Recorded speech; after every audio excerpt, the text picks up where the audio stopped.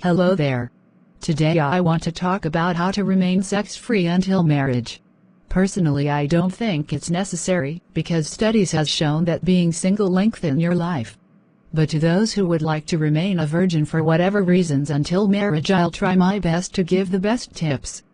Think about all the diseases and STD you'll avoid. People will respect you more and you'll cut out most of the perverts out of your life and decrease the chance of being abandoned if you wait until marriage, because most men just want to shag and will leave you until you get an abortion. Single baby mamas are seen as second-class citizens and chances will be a lot lower to find the right partner. It's not in most men's nature to be father to a kid that's not theirs, and you can't even guarantee that they'll be there for their own kid since they are deadbeats by nature. Sure, seeing men walking out on you for mentioning marriage is hurtful, but it's better to be left now than when he got what he wants from you. Men who wait until marriage are less likely to let you raise your children completely by yourself. They value you as a woman and act like a real man instead of those little boys who just smash and run.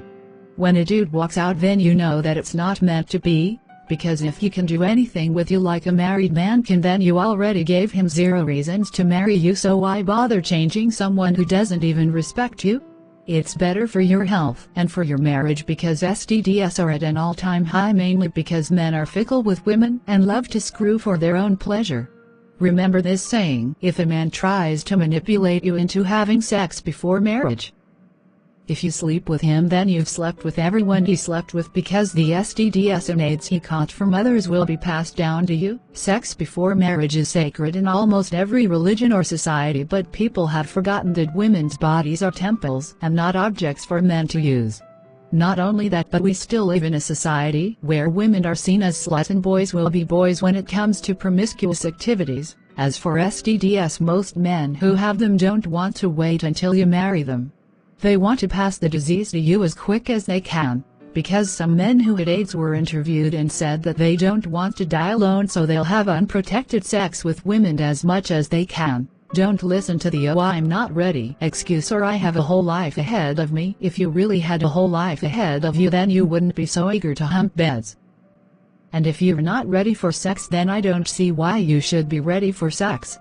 Imagine how many trouble you'll avoid. Mac daddies, AIDS-infected people, deal with other baby mamas because they still aren't over the guy you had sex with, breeders who just want to pass their beta genes by using you, and chances are higher that you are with someone you care about. But don't be fooled, because some men just want to marry you because they want your stuff and not just your body. When they talk about marriage and about putting your property on their name, then they are just as bad as the ones who just want sex. Some also want visas, so it's better to date someone who's not an illegal alien, or who doesn't have a temporary citizenship. I'm not religious, but some rules are quite good. Like, only date the people you consider marrying. The dates are more special simply because chances are higher that you're with someone who loves you and doesn't see you as a piece of meat. It requires a lot of discipline, but you need to understand that humans mostly suffer from two things: the pain of discipline and the pain of regret.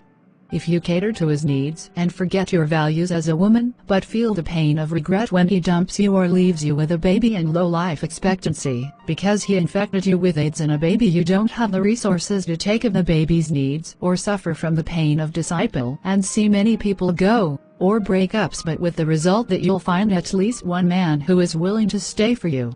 Those who stay are less likely to be deadbeats, immature, mama's boys, or a lazy bum who sits on his ass all day while you do all the work. If you only date the ones you consider marrying, you will find someone who lives up to your standards instead of giving low-life idiots a free ride. You got a higher caliber than they do, so don't value sex or pleasing men over your own self-worth as a woman. Always put yourself and what you believe in first. Don't take the easy road, because it only keeps you comfortable in the moment, but in the future it gives you more trouble than it's worth. Don't be scared of having high standards, because that's what will make the relationship last. If you expect a man to be just as thoughtful in the beginning of your marriage to the present, then he won't screw you over easily.